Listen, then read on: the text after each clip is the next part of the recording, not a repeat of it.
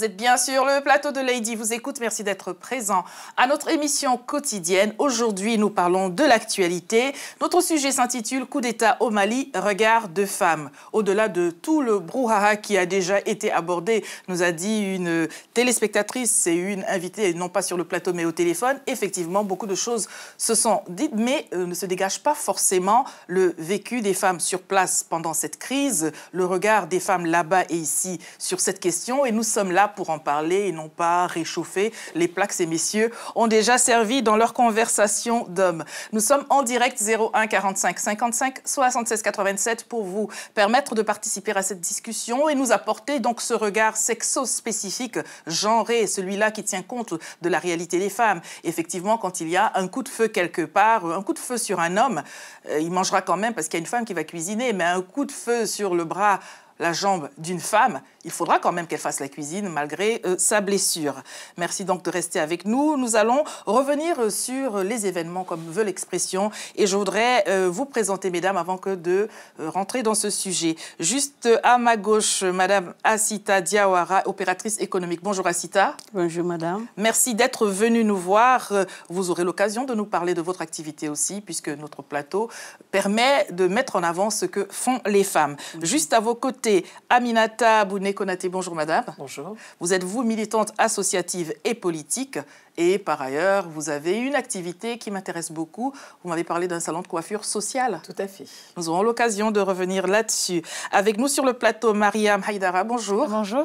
Militante associative et politique, vous aussi, bien sûr, ça n'est pas une profession, c'est un engagement. Vous avez votre profession d'hôtesse, c'est bien cela. Oui. Et avec nous sur le plateau, une récidiviste, Amina Sidibé, bonjour. Bonjour. Vous êtes la présidente de AMA, une association que vous allez nous présenter. Vous avez été précédemment membre du Conseil économique, social et culturel au Mali. Vous ne l'êtes plus aujourd'hui, cela ne nous empêche pas d'avoir un avis sur la question. Nous allons avoir d'ici quelque peu au téléphone une personne qui n'a pas pu venir du fait de sa santé, en la personne de Madame Mariam Thiam, présidente et première porte-parole du FN. Ça vous parle, le FNC ? Bon, pas trop, mais... Elle aura l'occasion de nous Oui. représenter cela. Je voudrais déjà vous laisser le soin donc de nous camper la situation. Bien sûr, d'aucuns ont entendu qu'il y a eu ce coup d'État au Mali. Alors, qu'est-ce qui s'est passé? Pourquoi y a-t-il eu un coup d'État le 22 mars? Mais avant de répondre à votre question, je tiens à remercier vous-même et toute votre équipe de nous offrir ce plateau pour pouvoir expliquer et puis donner notre point de vue de femme par rapport à ce qui se passe dans notre pays. Comme d'aucuns le savent, actuellement, le Mali est en train de vivre une des pages les plus dramatiques de son histoire, à savoir le coup d'État. Et cela est parti par des faits qui est venu pratiquement du Nord, la guerre du Nord. Dans le nord du Mali. Dans le nord du Mali.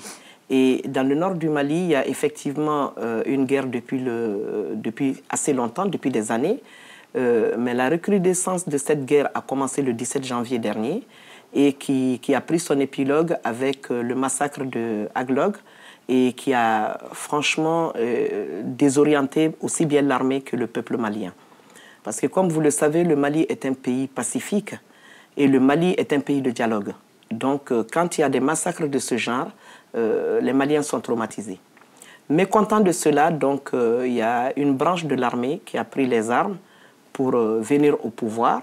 Et ça a commencé par une mutinerie et qui s'est terminé par un coup d'État que nous connaissons aujourd'hui. Et avant cela, les femmes, puisqu'on parle des femmes, avaient manifesté au palais de Koulouba, puisque voyant les images qui passaient à travers les réseaux sociaux et à travers les portables, de massacres d'enfants, de maris et de frères, ont pris vraiment leur pagne pour monter au palais de Koulouba pour manifester leur mécontentement au président ATT. Oui. Parce que qu'est-ce qui est sorti? Il est sorti que, d'après les revendications de ces femmes-là, que les hommes qui étaient sur le front n'avaient pas suffisamment d'armes pour faire face à la rébellion. Et là, donc, le président ATT a parlementé avec eux. Et d'ailleurs, quand le coup est venu, il y avait les représentants des États africains qui étaient déjà à Bamako, qui étaient en train de discuter de ce problème. Et d'ailleurs, je profite de ce plateau pour dire qu'il y a certains qui sont jusqu'à aujourd'hui bloqués, certains ministres africains qui sont bloqués parce que l'aéroport est fermé. Donc, c'est vraiment assez dramatique. Et nous, les femmes, nous avons toujours été au devant des problèmes au Mali. on ne peut pas rester les bras croisés pour cette occasion. Nous allons donc, avant de parler de la rencontre qu'il y a aujourd'hui dans Paris, je voudrais que nous partions tout de suite à Bamako, prendre au téléphone une dame, journaliste de profession, auteure aussi, Madame Hawa Diallo. Bonjour. Bonjour, madame. Merci d'avoir accepté de participer à cette émission. Comment se passent les choses aujourd'hui au Mali? Bon, il faut dire que les choses se normalisent petit à petit à Bamako depuis vendredi. Oui. Et les femmes dans depuis tout cela? Hein? Et les femmes dans tout cela? Les femmes, je pense que les femmes commencent à vaquer à leurs occupations. Parce qu'il faut dire que on en avait marre, quoi. Alors, quelle est votre position donc, par rapport à ce coup d'État, madame? Ma position, c'est que j'adhère au coup d'État totalement parce qu'avant le coup d'État, on avait tout fait auprès du président.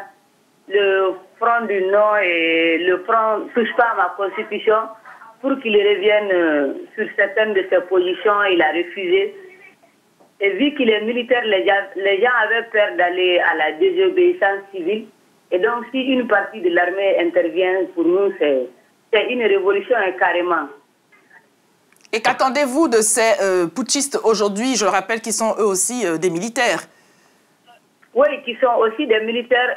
Leurs ambitions sont claires. Ils sont là pour organiser les élections et se tirer. Je pense que le capitaine a été très clair là-dessus. Et il y a un mouvement civil fort derrière.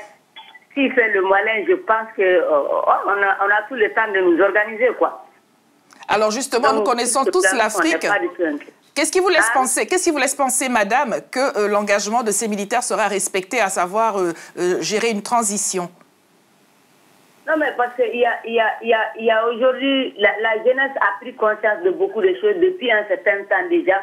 On était en train de nous organiser.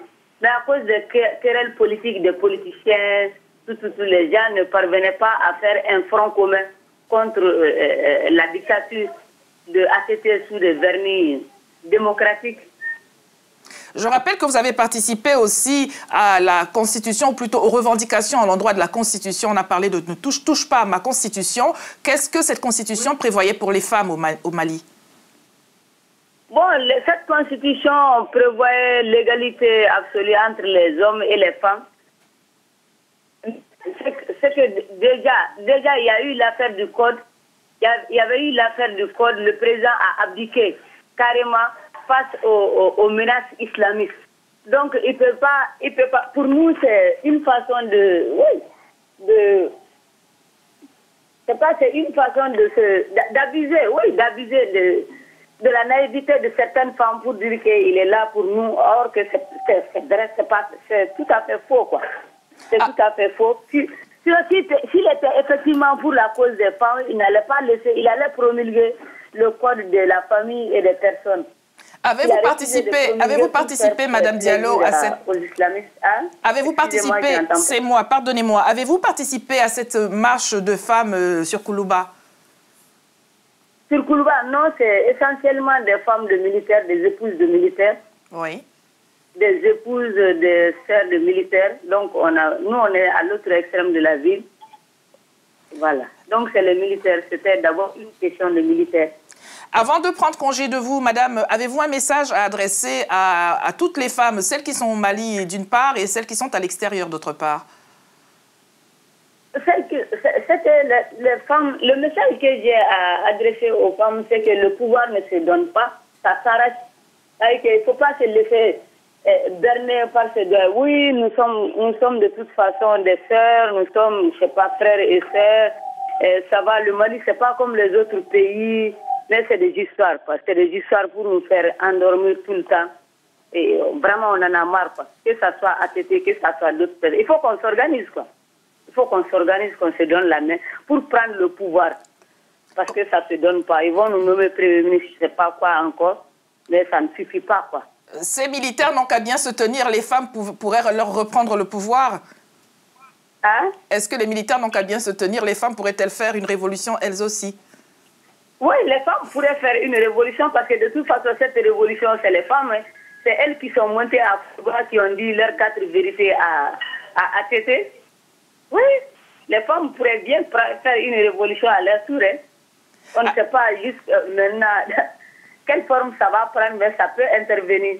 Dernière question, madame. Comment les femmes de la diaspora, les femmes à l'extérieur du Mali, qu'elles soient maliennes ou qu'elles ne le soient pas, comment peuvent-elles accompagner les femmes sur place dans cette crise? Comment doivent-elles accompagner? Comment peuvent-elles participer? Que peuvent-elles apporter? Qu'attendez-vous de ces personnes qui ne sont pas sur place, mais qui sont des femmes comme vous? Bon, je pense que c'est à Mariam de répondre. Mariam est mieux placée que moi. Mariam Thiam, que nous aurons tout à l'heure au téléphone. Merci madame pour ce que vous nous avez apporté là. Nous aurons peut-être l'occasion d'être avec vous avant la fin de cette émission. Mesdames, je voudrais vous laisser le soin de réagir à ce que vous avez entendu. Je vais commencer par vous, à Aminata Bouné-Konaté. Bonjour. Donc, moi, je suis Aminata Konaté, présidente de la Fédération Deuxième Génération, oui, et également entrepreneur. Donc, j'ai un salon de coiffure sociale à Montreuil, et militante associative et politique en France et au Mali, par ricochet, parce que je vais régulièrement au Mali. Donc, je suis très interpellée, moi, par ce qui se passe actuellement au Mali, parce que c'est mon pays d'origine, c'est le pays de mes parents et de mes ancêtres. Et quand je vois qu'un coup d'État a lieu au XXIe siècle dans une grande démocratie qui a été citée en exemple pendant un certain temps en Afrique de l'Ouest, ça me désole énormément. Parce qu'un coup d'État, c'est toujours suivi de bains de sang, c'est toujours suivi d'insécurité, c'est toujours suivi de misère. Et je m'interroge sur la finalité de ce coup d'État. Parce que madame vient de dire que les mutins, en tout cas les personnes qui ont orchestré ce coup d'État, vont partir une fois qu'ils auront réglé ce pourquoi ils sont venus. Moi, je n'en suis pas si certaine, étant donné qu'ils sont venus en disant qu'il y avait un problème au nord et qu'ils voulaient régler ce problème au nord. Ça fait une semaine que ce coup d'État a eu lieu et pour l'instant, c'est le chaos dans tout le pays. C'est plus qu'au nord, c'est carrément dans tout le pays. Et il n'y a pas de feuille de route claire. Et de toute façon, je ne cautionne en aucun cas un coup d'État parce que pour moi, l'outil n'est pas le bon, quand bien même le fond pourrait se comprendre, l'outil n'est pas le bon. Ce président, il a été élu démocratiquement. Donc nous, c'est la démocratie qu'on défend. Il a été élu parce que les gens l'ont mis à la tête du pays. Il a un contrat avec les gens. Et à l'issue de ce contrat, bien sûr, il a des comptes à rendre. Donc c'est comme ça que nous, on voit les choses. Moi, je suis présente au nom de la jeunesse franco-malienne et la jeunesse malienne. Et je ne vous cache pas qu'on est assez surpris, mais on a très peu d'écho de là-bas. Parce que les gens de là-bas sont coupés un petit peu du monde. Et les personnes qu'on a, ce sont des personnes de notre famille qui ont très peur, qui nous disent on ne sait pas du tout ce qui se passe. Il y a un coup d'État qui est arrivé, un coup d'État auquel on ne s'attendait pas forcément. Parce que savoir que la situation du pays est critique et qu'il y a un gros problème au niveau du Nord, ça ne revient pas à dire qu'on s'attend du jour au lendemain à un coup d'État et à un chaos complet des institutions et du pays. Alors, savez-vous si les jeunes femmes, notamment là-bas sur place, sont elles aussi au devant de la scène en termes d'engagement ? Alors, il y en a quelques-unes, oui, qui sont au devant de la scène en termes d'engagement et qui sont en train de s'organiser pour essayer de voir dans quelle mesure elles vont pouvoir s'affirmer et se faire entendre. Mais vous n'êtes pas sans savoir que quand on a des militaires avec des armes dans les rues, la parole, elle est très peu audible, en tout cas, elle est inaudible. Et qu'on n'a que son boubou et sa bonne volonté, exactement. Ça ne peut pas facilement changer les choses. Nous allons prendre au téléphone monsieur, vous êtes le bienvenu dans cette discussion où, je le rappelle, nous parlons non pas seulement de cette actualité-là pour en parler, mais nous tenons absolument à garder un regard sur la situation des femmes ici, là-bas. Bonjour monsieur. Bonjour Lady, je vous remercie, je m'appelle Traoré Kader. Bonjour. Bonjour, je suis le président du mouvement des jeunes pour la paix, la solidarité et la démocratie. Je suis également un acteur de l'avènement de la démocratie au Mali. Je peux vous dire que je suis sidéré par rapport à tout ce que je viens d'entendre. Je bouillonne dans tout mon corps par rapport à tout ce que la dame du Mali vient de dire. Quand j'entends une femme dire qu'elle s'est battue contre l'égalité entre la femme et l'homme au XXIe siècle, je me dis qu'il y a un vrai malaise. Alors, je voudrais aussi rappeler que j'ai écouté avec passion ce que ma tante Amina Sidibé disait, mais je pense qu'il va falloir commencer par dire qu'il n'y a aucune justification pour un coup d'État au XXIe siècle. Aucun acte ne peut justifier d'un coup d'État aujourd'hui, surtout dans un pays comme le Mali, où la démocratie a été si chèrement, si difficilement acquise. Il ne faudrait pas qu'on oublie que dans les cimetières du Mali, un peu partout, il y a des gens qui dorment en paix parce qu'ils se sont fait tuer pour que nous, on ait cette démocratie. Aussi, je voudrais essayer de juste dire que les gens qui pensent que, qui allons un peu après le président ATT, qui pensent que ça, c'est une vengeance personnelle, mais que ces gens-là se détrompent. Ce n'est pas une vengeance contre ATT. Ce n'est pas le fait de faire partie d'ATT qui va régler les problèmes. Il ne faudrait pas oublier que ça touche un peu tout le monde. Est-ce que vous m'entendez, monsieur? Est-ce que vous m'entendez? Kader, est-ce que vous m'entendez, s'il vous plaît? J'aurais voulu savoir, sachant que les coups d'État en général, et la dame au Mali au téléphone nous l'a dit, et on l'a constaté tous autant que nous sommes africains de notre État, les coups d'État en général sont orchestrés par... C'est une guerre d'hommes. Comment pensez-vous, à votre avis, que les femmes puissent participer à ramener la paix ou participer à faire les choses autrement? Madame disait au téléphone que même les mutins devraient bien se tenir parce que s'ils ne tenaient pas leur engagement, si les femmes ne trouvaient pas leur compte dans leur positionnement, elles pourraient leur faire... disons entre guillemets, la peau. Alors la question que je vous pose, c'est à votre avis, comment les femmes peuvent-elles participer soit à apaiser les choses, à revenir à de meilleurs lendemains? Mais déjà, il faudrait que les femmes acceptent de dire qu'il y a égalité. S'il n'y a pas d'égalité, comment les femmes peuvent égaler les hommes jusqu'à aller les affronter? Donc ce n'est pas avec le discours qu'elle a tenu que les femmes pourront mérasser, qu'elles pourront faire quelque chose. Aujourd'hui, puisqu'on est africain et puisque le Mali est un pays de dialogue, moi je pense que le rôle de la femme, c'est que les Maliens sont très respectueux de la femme. Donc du coup, la femme, en se mettant à la place de la femme, peut vraiment jouer un très grand rôle. Mais si la femme se met à faire des partis pris, comme ça, je crois que c'est le cas de la dame, parce qu'elle me parle de Marianne Tam, qui va certainement intervenir, qui aujourd'hui elle fait partie du CNID. Le CNID est un parti qui a adhéré au coup d'État. Parce que moi, ce que je voudrais rappeler, c'est qu'il y a beaucoup de petits partis qui sont sûrs de ne pas arriver au pouvoir par les urnes. Donc profite de cette situation. Aujourd'hui, il y a des jeunes leaders qui adhèrent à cette situation parce qu'ils sont envieux du cas de Soro Guillaume, qui pensent qu'eux aussi, ils peuvent rentrer dans l'histoire par la petite porte. Monsieur, mais je voudrais rappeler à tous ces gens que le cas ivoirien est très différent du cas malien. Monsieur, s'il vous plaît, au sein comment dirais-je, du mouvement que vous représentez, y a-t-il autant de femmes que d'hommes, par exemple? Malheureusement, non, parce que les femmes peinent à accepter de militer. Et surtout que aujourd'hui, toutes les femmes, la majorité des femmes en France sont des femmes mariées. Donc, il n'est pas facile pour nous de convaincre les maris de laisser venir leurs femmes participer. Et donc, du coup, voilà, c'est... Et à votre avis, pourquoi les maris sont réticents à l'engagement de leurs femmes, justement, à votre avis? Certainement par jalousie. Parce que ils vont se dire que leurs femmes vont venir côtoyer un groupe où il y a plus peut-être d'hommes que de femmes, où il y a égalité d'hommes-femmes. Certainement qu'ils peuvent penser à tout genre de choses, surtout que si ces hommes ne sont pas aussi bien imprégnés dans la vie associative ou politique, donc ça serait peut-être difficile pour eux de comprendre. Merci monsieur pour votre appel. Je voudrais, mesdames, vous donner la parole. Alors, est-ce que vous voulez réagir à ce que vous avez entendu à Sita Diawara? Oui, bonjour madame. Bonjour. Merci pour avoir invité à ce plateau. Merci d'être venue. Merci. En fait, moi je pense que où on est actuellement, Mali n'a pas besoin de coup d'État. Parce qu'il y a trop de choses. On a cassé le palais, on a cassé beaucoup de choses au Mali. Moi, je suis contre ça. Mali, c'est un pays de dialogue. Oui. Donc, Mali n'a pas besoin d'un coup d'État. Où on est? J'ai vu qu'à la télé, on a cassé le palais présidentiel. Si c'était pour arrêter, faire un coup d'État à un président, on n'a pas besoin de casser tout le coin. En tout cas, ça, mon parent, je ne suis pas contente. Qu'est-ce que vous pensez que les femmes peuvent faire pour changer les choses dans une situation comme celle-là? En fait, ce sera un peu difficile, franchement. Parce que ce sera difficile. Les gens qui viennent de faire le coup d'État, je sais que je ne suis pas une politicienne, mais je sais qu'eux ne peuvent pas tenir ce pays. Qu'est-ce qui vous le fait savoir? En voyant, c'est impossible qu'eux puissent diriger ce pays. Qu'est-ce qui vous le fait savoir? Bon, madame, je sais, c'est un peu dur quand même, hein, vraiment. En voyant des choses à la télé, comment les gens parlent, c'est très difficile qu'eux puissent tenir le pays. Alors, on va revenir, hein, pardonnez-moi, Amina.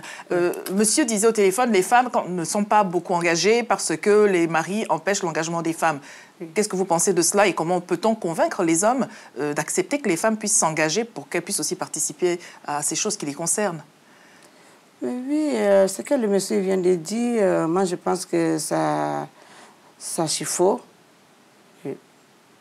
Vous pensez que les femmes sont vraiment engagées, que les maris sont d'accord? Oui. Peut-être pour l'ancienne génération, oui, il y avait ce décalage qui faisait que les hommes ne voulaient pas. Nous, pour la nouvelle génération, on est assez indépendante Et c'est vrai que, en tout cas moi pour mon cas, et pour la majorité des personnes que je côtoie au sein des structures dans lesquelles je travaille, on n'a pas de souci particulier, parce que c'est un engagement commun. Là, une cause comme celle-là, en plus c'est une cause commune, hein. C'est le pays, c'est pas le pays d'un tel ou un tel. C'est pas le pays des hommes, c'est le pays des hommes et des femmes. Et nous, en tout cas, on n'a pas rencontré ce problème-là. On est vraiment à égalité. Il y a même plus de femmes que d'hommes dans la jeunesse franco-malienne qui s'investissent pour ces causes. Mariam Haïdara, je voudrais que vous vous exprimiez sur ce que vous avez entendu jusqu'ici. Moi, je suis assez... c'est vrai que moi, je suis farouchement opposée à ce coup d'État. Mais farouchement, je suis outrée quand j'entends cette dame qui dit qu'elle cautionne. Cette junte, ces militaires, cette bande de voyous, pour moi, c'est une bande de voyous qui a pris en otage le Mali. On ne doit pas s'y soumettre. Sous aucun prétexte, on doit s'y soumettre. À votre avis, les personnes qui voulaient que les choses changent, comment pensez-vous qu'elles auraient pu procéder autrement, par exemple, que par ce qui s'est passé? Par les urnes. On est une démocratie, on l'a fait à 100%, on va jusqu'au bout. Il y a du sang qui a été versé pour ça. On doit aller par les urnes. Alors, on parle de démocratie depuis tout à l'heure, mais d'aucuns, vous n'êtes pas sans savoir qu'on parle aussi de coup d'État constitutionnel, toutefois. Alors, en démocratie c'est vrai que vu comme ça, moi, pour moi, personnellement, comment je vois la chose, le Mali est en otage. Il n'y a pas... Ce coup d'État, franchement, on peut dire coup d'État constitutionnel, mais pour moi, il n'a pas de base légale. Il n'a aucune base. Mais vous savez, entre des coups d'État, des coups de canif dans le contrat qui a été confié à une personne et d'autres coups de canif de mutin, je ne le sens pas populaire. Oui. Je ne sens pas populaire. Je n'ai pas l'impression que le peuple malien, dans son ensemble, en tout cas dans sa majorité, ait adhéré à ce coup d'État. Alors, question à vous aussi. C'est vraiment une minorité. Comme d'habitude, en général, les mutins, où qu'ils soient, en général, sont une minorité. Mais est-ce que, à votre avis, les femmes, pour en revenir à ce qui nous préoccupe aujourd'hui, peuvent, d'une manière quelconque, et si oui, laquelle, participer soit à améliorer les choses? Elles ont, avant le coup d'État, marché vers le palais pour faire entendre raison. Elles n'ont pas obtenu gain de cause. Que pouvaient-elles faire d'autre? C'est vrai que c'est assez difficile parce que ces femmes, en fait, c'était des femmes de militaires. Donc, elles ont été touchées, elles ont été blessées. On a tué leur mari, leurs enfants, leurs fils. C'est normal. Moi-même, je suis une mère de 2 enfants. Et le Mali est pauvre. C'est vrai que l'armée du Mali n'a pas les moyens. C'est vrai qu'il faut le dire. Elle n'a pas les moyens et ce n'était pas une priorité pour notre gouvernement d'investir dans l'armement. C'était une priorité plutôt dans les infrastructures. Mais c'est vrai que dans l'armement, non. Et surtout dans un pays qui était globalement paisible, ça n'a pas été une priorité pour notre gouvernement. Mais on pourrait... Maintenant, ces femmes, je comprends leur douleur, mais ce n'est pas comme ça qu'on va y arriver. On aurait pu s'interroger sur la non-participation des autres femmes, des femmes qui ne soient pas concernées au premier titre, puisqu'il s'agissait de femmes de militaires qui marchaient vers le palais. Pourquoi d'autres femmes ne se sont pas mêlées, ne sont pas ralliées à cette marche, tout de même? Moi, je crois qu'on a minimisé le problème. Et le manque d'information. Le manque d'information, ça a surtout été ça. Alors, si on avait eu plus d'images, plus d'informations sur la télévision nationale, sur ce problème-là, c'était un manque de sensibilisation. Ce qui fait que celles qui se sont levées, la preuve, ce sont seulement celles qui ont été touchées directement. Les autres femmes, elles n'ont pas bougé. Et c'est maintenant qu'on est en train de se poser la question, ah, c'était vraiment grave alors. Elles auraient dû, nous aurions dû. Nous allons donc prendre Madame au téléphone et ensuite je vous demanderai à Amina de réagir. Bonjour Madame Thiam, nous écoutons. Oui, bonjour madame. Donc merci Lady de me recevoir dans votre émission. Moi, je voudrais saluer la mémoire des martyrs, des héros anonymes, des légendes qui ont disparu et qui ont donné leur vie pour l'avènement d'un idéal démocratique et d'espérance, un certain 26 avril 1991, où nous devons rappeler cette date. C'était hier seulement que nous commémorions avec beaucoup d'amertume ce 21e anniversaire. Ce jour où les femmes ont suivi leurs enfants, elles sont arrivées jusqu'à se mettre nues pour implorer le ciel, pour implorer l'opinion internationale pour qu'enfin s'arrête un massacre. Et aujourd'hui, nous sommes dans la situation identiques, dont les contextes socio-économiques sont exactement les mêmes, sinon, à la différence, le fait qu'on ait des outils démocratiques qui, malheureusement, n'ont pas fonctionné parce que toute la société civile, pratiquement tous les partis politiques, tous les hommes et les femmes se sont pratiquement aplatis à cette gestion du général Amadou Toumani Touré, parce que maintenant il faut l'appeler général Amadou Toumani Touré, pour la gestion consensuelle du Mali. Et c'est ce qui a mis le Mali dans cet état-là. Et on ne peut pas dire ces femmes-là. J'ai entendu tout à l'heure une de mes consoeurs qui disait, de mes compatriotes qui disait qu'on n'a pas compris, ce sont les femmes militaires seulement parce qu'elles sont touchées dans leur cœur et dans leur âme. Non, il y a des structures. Il y a eu des fous de la démocratie, de la vraie démocratie, dont le FNC fait partie, qui a adressé plus de 600 courriers à toutes les institutions nationales, internationales, toutes les organisations féminines, les chefs d'État, les chefs militaires, les chancelleries, en fait toutes les institutions qui prônent la démocratie aujourd'hui pour alerter les uns les autres sur la situation qui prévaut actuellement dans le pays, d'une chose, et de deux, le plus important, qui est que le Mali est menacé dans son intégrité, dans son unité, alors même que quand on connaît l'histoire du Mali, on ne pouvait jamais s'imaginer qu'une guerre venue de l'extérieur soit imposée aux Maliens aujourd'hui. Donc les gens sont perdus.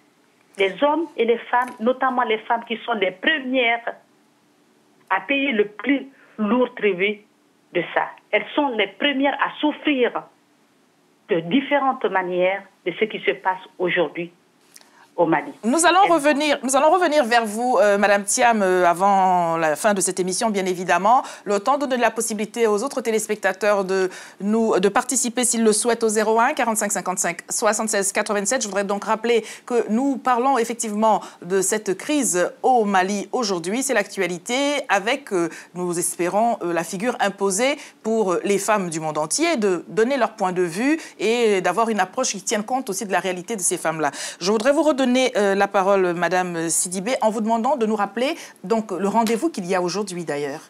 Mais aujourd'hui, il y a un grand rendez-vous puisqu'il y a déjà un sitting au niveau du consulat puisque la junte a demandé la reprise du travail après les festivités du 26 mars hier au Mali. Festivité. Festivité, parce que c'est la commémoration du 26 mars. Très bien. Voilà, au Mali. Et puis là, donc, on a décidé, vu les événements au Mali, de ne pas reprendre ne serait-ce que le travail au niveau de la France, au consulat et à l'ambassade. Oui. Donc, il y a un sitting en ce moment même au niveau du consulat et au niveau de l'ambassade. Et à 18h, il y aura une grande manifestation de contestation contre ce putsch à la Bastille, à Paris. Oui. Et j'en reviens, c'est-à-dire que j'ai écouté avec beaucoup d'attention tout ce qui a été dit au niveau de Mme Diallo au Mali et au niveau de ma sœur Mariam Thiam, que je connais très bien, en France. Et je suis tout simplement scandalisé. Je suis scandalisé pour la simple raison que, pour qui connaît l'histoire du Mali, pour qui connaît le rôle que les femmes peuvent jouer dans la société malienne, pour qui connaît le rôle que Amadou Toumani Touré a joué pour l'avènement de la démocratie au Mali, entendre tout ce que je viens d'entendre, je crois qu'il y a vraiment un grand étonnement à avoir par rapport à tout ce qui vient d'être dit. Je rappelle une chose. On a dit effectivement, je m'incline devant tous nos morts, comme Mariam l'a dit, puisque c'était vraiment catastrophique en 1991. Moi, j'étais délégué de l'UNTM. Je faisais partie du conseil central de l'UNTM. Ce jour-là, ATT a délivré le Mali. Tout le monde l'a applaudi, en commençant par le SNID, dont Mariam fait partie. Le SNID, d'ailleurs, fut le premier parti à être créé au Mali. Comment voulez-vous un parti qui a prôné la démocratie, quand même bien que cette démocratie est déviée, qu'aujourd'hui, ce même parti se classe à côté des putschistes pour assassiner la démocratie? Moi, je vois qu'il y a une contradiction par rapport à ça. La deuxième chose que j'ai à dire, effectivement, c'est les femmes militaires qui ont milité, qui sont montées à Kourouba, parce qu'elles avaient plus d'infos que les autres femmes. Vu que les amis, les frères qui étaient au front avaient la possibilité de donner des informations, que ce soit par téléphone, que ce soit par d'autres moyens, à ces femmes-là dans les camps que d'autres femmes maliennes. il y a toujours une solidarité au Mali quand le pays est en danger. Comme elle l'a si bien dit, moi j'ai une amie qui est journaliste comme vous, qui a perdu sa fille enceinte pour la démocratie. Sa fille a été assassinée par l'ancien régime enceinte. Donc c'est vous dire, sa vie a été brisée depuis. C'est vous dire que cette démocratie a été chèrement acquise. Alors, je voudrais quand même que vous me disiez, mesdames, que vous nous disiez quelles ont été vos réactions respectives lorsque il y a commencé à y avoir ces quelques, on parle encore une fois de coup d'État constitutionnel. Est-ce qu'à ce moment-là, en tant que femme, vous êtes dit ça va pas, il faudrait peut-être que, il ne faudrait pas que. Est-ce que vous avez à ce moment-là commencé quand même à être inquiète de ce que cela pouvait donner comme issue? Alors moi déjà pour répondre, quand on dit coup d'État constitutionnel, moi il y a quelque chose qui ne va pas. Oui. Parce que coup d'État, il est déjà pour moi anticonstitutionnel, il est antidémocratique, il est anti-tout. Il est anti-tout parce que c'est vraiment l'ultime recours pour pouvoir prétendre au pouvoir ou en tout cas redresser les choses. On ne redresse pas forcément les choses dans un bain de sang. Quand ça a été fait une fois, ça nous sert de leçon. Cette leçon, elle a été tellement amère qu'on essaye de ne pas y revenir. Là, on revient 20 ans en arrière. Je voudrais préciser ma question. Lorsque le président, disait Madame le général ATT, donc... Moi, je dis le président, je rectifie. Alors, oui, on va l'appeler par son nom et son prénom sans son titre. Peut-être qu'on trouvera un terrain d'entente. Voilà. Donc, lorsqu'il a commencé à y avoir ces coups de canif dans la Constitution, est-ce que, encore une fois, vous, en tant que femme, et puis, je vais dire, partisane de cette démocratie, est-ce que vous êtes tout de même inquiétée en vous disant ça pourrait mal finir? Bien sûr. Mais évidemment, bien sûr. Tout coup d'État se termine mal. Oui.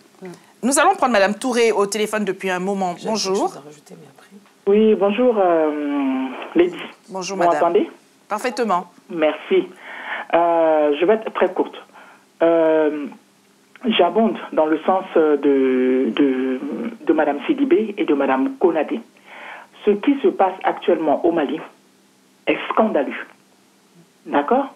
Et ce qui se passe, et quand j'écoute ce que vous êtes en train de dire, ça prouve une fois de plus que lorsque les femmes ne sont pas unies, eh bien, c'est la catastrophe qui se produit dans le pays.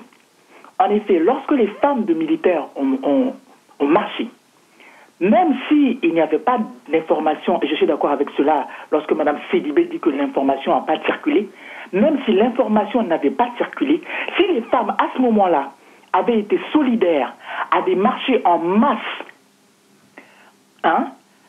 certainement que quelque chose se serait passé. Parce qu'en tout état de cause, lorsque les femmes parlent, lorsque les femmes hurlent, on les entend. Donc déjà, en tant que présidente d'association, c'est le point que je voulais poser. Mais maintenant, s'asseoir et dire que oui, ça va, etc. Non, il faut le dire, tel que Mme Sidibé l'a dit, en écartant toute appartenance politique. Ce qui se passe au Mali est scandaleux. La preuve en est que ces soldats-là, ils sont incapables de nous dire depuis quelques jours pourquoi ils sont là, qu'est-ce qu'ils veulent faire. Mais enfin, nous ne nous jetons pas du sable aux yeux, nous ne jetons pas de la poudre aux yeux. Le Mali a quand même avancé. On peut dire qu'il a été bon, on peut dire qu'il n'a pas été bon. Moi, je ne suis pas malienne. Je le dis tout de suite, je ne suis pas malienne. Je suis ivoirienne. Mais enfin, le Mali a avancé. De plus, vous allez à des élections, il me semble, bientôt.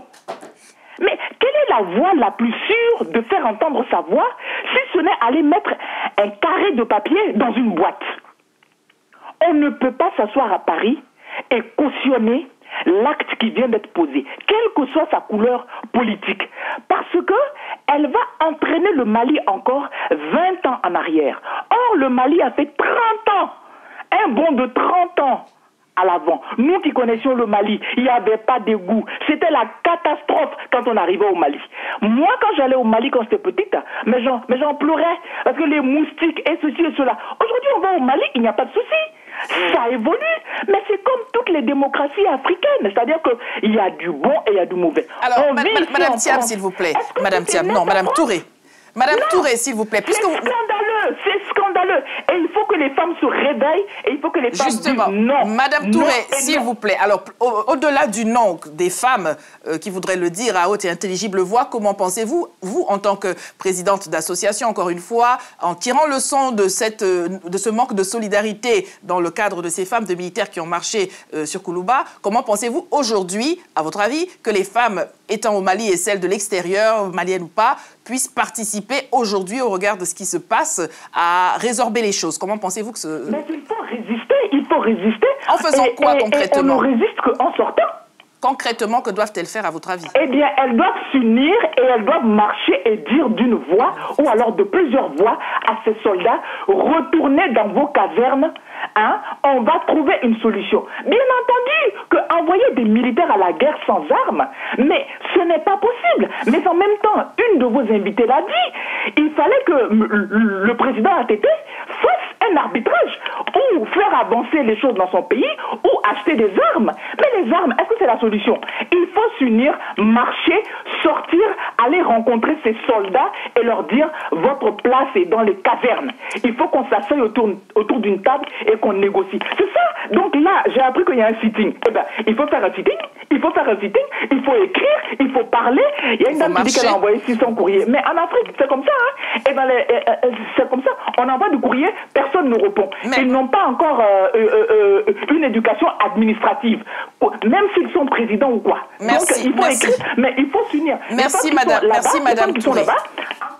Merci Madame Touré. Alors justement, mesdames, pour en revenir à ce sitting, à ce qui a dit, vous avez la parole. Hein, je veux dire, n'attendez pas votre tour, oui, rentrez dans la mêlée. Moi, je remercie déjà Madame Touré, parce que Madame Touré parle avec son cœur et avec conviction, puisque quand on connaît ce qui vient de se passer en Côte d'Ivoire, elle comprend bien ce qui se passe au Mali. On n'en est même pas sorti encore en Côte d'Ivoire. On est à la phase de la paix. Dieu merci, la paix est revenue pour la quiétude de toute la sous-région, parce que la Côte d'Ivoire est le poumon de la sous-région. Et là, donc, elle le comprend. Moi, je dis que tous ces événements sont spontanés. C'est sûr que la façon dont les femmes sont organisées au Mali, elles n'ont pas été au courant de ce soulèvement de ces femmes militaires. Parce que vous savez, le corps militaire est un corps à part. C'est dans un camp que les choses se passent. Un camp qui est pratiquement interdit. Mais quand on connaît la capacité de communication des femmes au-delà de tous les clivages... Oui, mais les femmes militaires sont des femmes militaires. Hein. Les femmes militaires sont des femmes militaires, elles agissent entre elles, elles font des festivités entre elles. Mais cela dit, à partir du moment où on a été au courant qu'il y a ce problème-là, parce que quand il y a un mort, qu'il soit militaire, qu'il soit civil, c'est un Malien qui est mort. Tout le monde doit se rebeller. Moi, je ne vois pas la frontière entre le corps militaire et les civils. Il y a eu des morts et les femmes, toutes les femmes du Mali doivent se mobiliser. Mais ce que je voulais dire, chaque pays est tributaire de sa culture. Au Mali, on ne se soulève pas comme ça. C'est un pays, quand on dit au Mali que c'est un pays de dialogue, ça a son sens. Parce qu'il y a des cheminements par lesquels il faut passer au Mali avant de sortir dans la rue. Je prends l'exemple où les événements se passent à Bamako. À Bamako, pour qui connaît l'histoire du Mali, et surtout de Bamako, Bamako est régi par 3 familles fondatrices. Les Touré, les Dravé et les Nyari. Tant qu'eux, ils n'ont pas commencé la médiation à Bamako, personne ne peut prendre le devant à Bamako. Ce qui pose la question quand même aussi de la mise à jour, comme on dit en informatique, de ces considérations, absolument, qui sont de véritables considérations. Mais alors, l'Afrique va-t-elle et les Africains vont-ils rester figés parce qu'ils sont comme ça chevillés au corps leur tradition, alors que ça peut être des freins pour un certain nombre de choses. Nous allons prendre Madame Amsterdam au téléphone et ensuite je voudrais que vous réagissiez à nouveau. Bonjour. Bonjour Madame Lady. Bonjour Madame. Je vous appelle depuis Amsterdam. Merci beaucoup pour votre émission. Merci pour tout ce que les femmes font pour l'Afrique.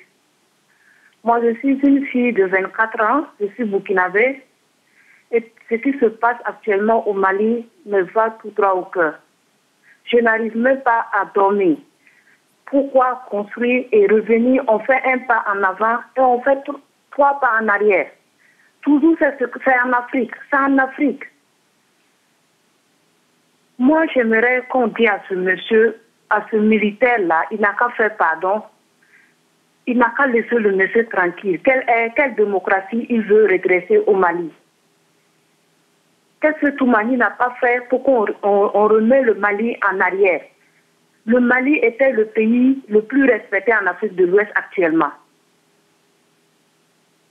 Les femmes des militaires qui sont en train de lutter aussi avec leurs maris pour envoyer le désordre au Mali, moi je les demande, maman, grand-mère, s'il vous plaît, aidez-nous à construire le pays, pas à détruire le pays.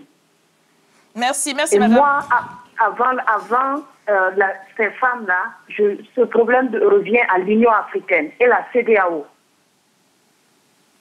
Merci, madame, pour votre intervention. Alors, puisque vous parlez d'institutions internationales, c'est un problème qui n'est pas que dit en malo-malien, je ne sais pas. Façon, il y a mais une grande réunion. il y a d'autres considérations. Absolument. On entend parler de volonté occidentale d'installation de bases militaires, que le président n'aurait pas accepté. Il y a d'autres choses. Je veux dire, ce qui s'est passé pour beaucoup de pays en Afrique, on le sait quand même. Est-ce que ça ne dépasse pas un tout petit peu, ça ne vole pas un tout petit peu au-dessus de la chéchia d'un tel ou du béret militaire d'un tel autre? Ce sont des considérations qu'il ne faudrait pas laisser de côté. Et c'est en cela que vous, les femmes à l'extérieur du Mali, avec, on espère, une vue panoramique de la situation, on a parlé de ce sitting aujourd'hui.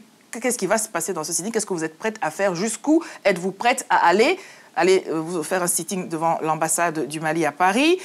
Pendant combien de jours? Pendant que vous êtes là, qu'est-ce que vous faites? Est-ce que vous êtes juste assise, les bras croisés? Est-ce que vous parlez entre vous? De quoi parlez-vous? Qu'avez-vous fait pour que toutes les femmes, pas seulement maliennes, pas seulement africaines, viennent vous retrouver? Est-ce que vous avez activé les réseaux? Alors, je vais poursuivre. Alors, par rapport à ça, nous, on s'est vraiment mobilisés au-delà de la jeunesse malienne et au-delà de nos parents maliens. Ce problème de coup d'État, c'est un problème qui outrepasse le Mali. C'est la démocratie qui est en danger. Quand une démocratie est en danger, toutes les autres démocraties sont en danger. Preuve en est qu'il y a plusieurs femmes qui ont appelé, qui ne sont pas d'origine malienne, parce qu'elles se sentent concernées. Stratégiquement, quand il y a un problème dans le Mali, c'est toute la sous-région qui est en danger. Donc ça, c'est une réalité qu'il ne faut pas occulter. Après, ce que vous dites, c'est une réalité. Hein. Stratégiquement, le Nord, c'est une position tellement stratégique qu'elle est convoitée. Donc c'est aussi pour ça qu'on a de gros problèmes au niveau du Nord.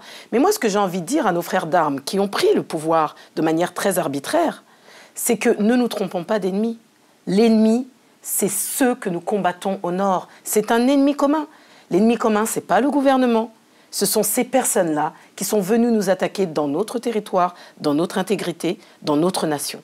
Et ça, c'est une réalité qu'il ne faut pas qu'on oublie. Et on a envie de leur dire, vous avez des compétences que nous, on n'a pas, mettez-les à profit, mais pas en combattant un gouvernement qui a été élu démocratiquement. Justement, alors, sur cette remarque-là, pensez-vous, Mariam Haïdara, que s'il y avait encore plus de femmes dans les corps, parmi les hommes en tenue, on dirait donc les hommes et les femmes en tenue, s'il y avait plus de femmes militaires, par exemple, pensez-vous que les questions de coup d'État, les mutineries seraient organisées autrement, du fait qu'il y ait des femmes à l'intérieur de cela qui peut-être voudraient étouffer dans l'œuf certaines velléités? Qu'en pensez-vous?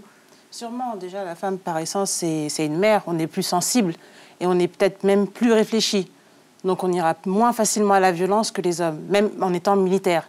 On va d'abord penser à, attendez, les gars, on s'assoit, on réfléchit, qu'est-ce qui est bien, qu'est-ce qu'on devrait faire, d'efficace, qui va aider notre pays et en même temps, notre peuple. On ne va pas être tout de suite à la violence, au charbon et après. Je crois que les femmes, s'il y avait plus de femmes dans le corps militaire, oui, ça aurait été bien. Dans notre cas, oui. Parce que les femmes maliennes, déjà, elles ont une place importante. La femme malienne, elle dirige le foyer, elle dirige aussi tout ce qui est autour. Elle travaille. Et maintenant, on a même eu la chance d'avoir un Premier ministre femme. Donc, la femme malienne, vraiment, elle a une position très importante. De cette crise. On ne sait pas. Moi, je vous dis que quand on parle de ATT, il faut bien lui dire merci d'avoir fait la promotion de la femme malienne. Ouais. L'armée... Tous les corps de l'armée sont ouverts aux femmes aujourd'hui. C'est sous ATT que nous avons eu un général femme. Ça n'a jamais existé au Mali.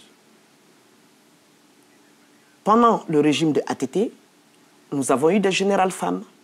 Nous avons eu des femmes qui ont accédé à des postes de responsabilité jusqu'à Premier ministre, parce que je me souviens, la première femme qui a été nommée Premier ministre, puisqu'il ne faut pas qu'on oublie une chose, le Mali est un pays à 80 ou 90% de musulmans, ça posait un problème à ATT. Il a fallu qu'on s'impose pour que Mme Sidibé Kaïdama soit Premier ministre au Mali. Donc c'est une personne il y a eu des femmes ambassadrices, Il y a eu des femmes ministres. Il y a eu des femmes à tous les postes de responsabilité au Mali. Donc, ne pas reconnaître ça au président ATT, je crois que n'est pas une bonne chose. La deuxième chose que je voudrais ajouter, comme vous l'avez si bien dit, dans cette histoire de la guerre au nord du Mali, il y a beaucoup de paramètres que nous, peut-être nous maîtrisons et que nous ne maîtrisons pas. Il y a l'intervention extérieure, comme il y a l'intervention intérieure, comme il y a aussi des partis politiques à l'intérieur qui sont en train de manipuler. Ça, il faut dire les choses telles qu'elles sont. Donc, de ce fait, les putschistes qui sont ici sont avec des partis politiques qui savent, moi je le dis et je suis désolé de le dire, que devant les urnes, c'est plus facile de prendre un bulletin, de le mettre dans les urnes, que d'aller faire un putsch. Mais ils savent très bien qu'en prenant ce bulletin et le mettre dans les urnes, ils ne vont jamais accéder au pouvoir au Mali. Nous allons prendre, s'il vous plaît, Madame Anne-Lorraine depuis tout à l'heure. Et ensuite, j'aimerais bien, en régie, qu'on puisse recontacter Madame Thiam, si elle ne nous appelle pas elle-même d'ailleurs. Je voudrais l'entendre sur un certain nombre de choses. Madame Anne-Lorraine, pardon pour l'attente. Bonjour. Bonjour, Madame Lady. Bonjour. Alors, je suis aussi présidente d'association. Oui. Et je suis souvent au Mali. Et je déplore ce coup d'État. Mais il faudra quand même savoir qu'on ne peut pas parler d'élection sans sécurité territoriale. On ne peut pas parler de démocratie quand il y a une région entière en guerre au Mali. On ne peut pas parler de démocratie quand on perd une centaine de militaires humiliés. L'armée malienne a été humiliée. Mais où étaient ces hommes politiques qui veulent juste maintenant être élus et continuer à foutre leur merde? Hein? ATT a bien travaillé au Mali, mais ATT c'était un homme pacifique. ATT veut juste un consensus.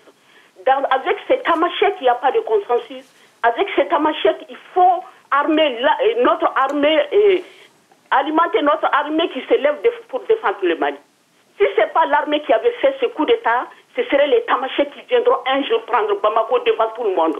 Maintenant, on traite ces militaires de voyous, mais on vient de perdre une centaine de militaires. Et ça n'a même pas été montré à l'armée. On les a égorgés, coupé les sexes. Je suis sœur de militaire, je suis mère de militaire. Je suis très bien. Et je suis là et je vois tout ce qui se passe là-bas. Mais je suis là, j'y vais. On va encore se battre. On ne veut pas le mal d'ATT.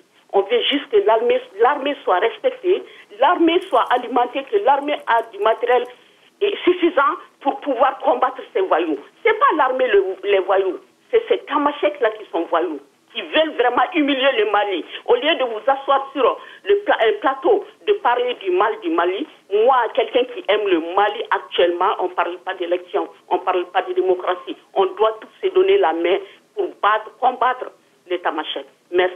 Merci, madame, pour votre intervention. Je voudrais, Assita Diawara, rappeler que vous êtes opératrice économique. Dans une situation comme celle-ci, vous faites du commerce, vous achetez des pains, du basin que vous revendez en France. Oui.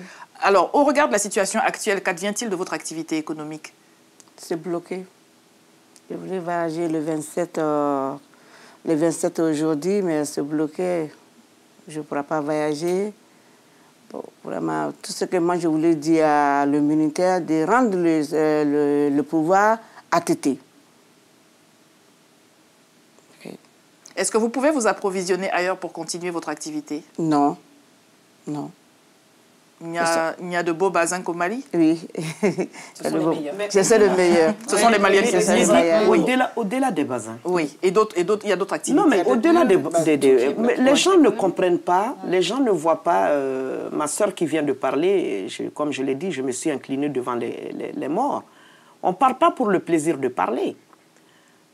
Quelle que soit une situation, pour moi, rien ne justifie un coup d'État. Je le répète encore. Au-delà de ce que Mme Diawara dit concernant les basins, c'est les frontières qui sont fermées. Oui. Ça veut dire que c'est des provisions alimentaires, puisque le Mali est un pays enclavé, qui sont bloqués à des frontières comme la Côte d'Ivoire, le Sénégal, le Burkina, la Mauritanie, le Niger, et j'en passe, qui sont en train de pourrir dans les camions. Et aujourd'hui, tout le monde parle du coup d'État. Au bout de quelques jours, les Maliens vont manger quoi quand les stocks sont épuisés? Ils vont manger quoi? Et le pire de cette histoire, moi, c'est ça qui me révolte davantage. Ces militaires ont fait le coup d'État au président ATT en disant qu'il n'a pas voulu leur donner des armes pour aller au front. Quand on entend comme ça, c'est salutaire. Mais aujourd'hui, qu'est-ce qu'ils prônent? Le dialogue avec ces mêmes rebelles. Donc, est-ce que le coup d'État a une raison? Vous voulez aller vous battre au front et aujourd'hui vous demandez à dialoguer. Et paradoxalement, c'est les rebelles qui ne veulent pas dialoguer avec vous, soi-disant que vous n'avez pas suffisamment de poids, que leur dossier est trop costaud pour vous. On va où? Nous allons reprendre Madame Thiam au téléphone. Mariam Thiam, vous avez la parole. Oui, donc je viens d'entendre ma sœur Amina, que je salue au passage. Bonjour Mariam. Bonjour Amina. Je peux très bien te comprendre par rapport à ce que tu dis. Effectivement, ce combat dépasse complètement le Mali. Le Mali ne fait que gérer les conséquences d'une guerre qui lui a été imposée. À travers une résolution prise par les mêmes qui sont les pompiers et les mêmes pyromanes. Donc aujourd'hui, on ne peut que se dire qu'est-ce que nous pouvons faire pour sortir. On dit en bambara, dit bonen sekatier. Madame, je te retrouve déjà là. renversé, on ne peut pas ramasser. Aujourd'hui, est-ce que nous continuons à faire semblant de ne pas voir la réalité, l'enjeu d'une scission, d'une division de la nation, tant séculaire, pas par la République, je ne l'entends pas, je l'entends par l'historicité. Donc aujourd'hui, la menace même de la CEDEAO, de l'Union africaine, de vouloir restaurer le général Amadou Toumani Touré au pouvoir est une très grosse bêtise.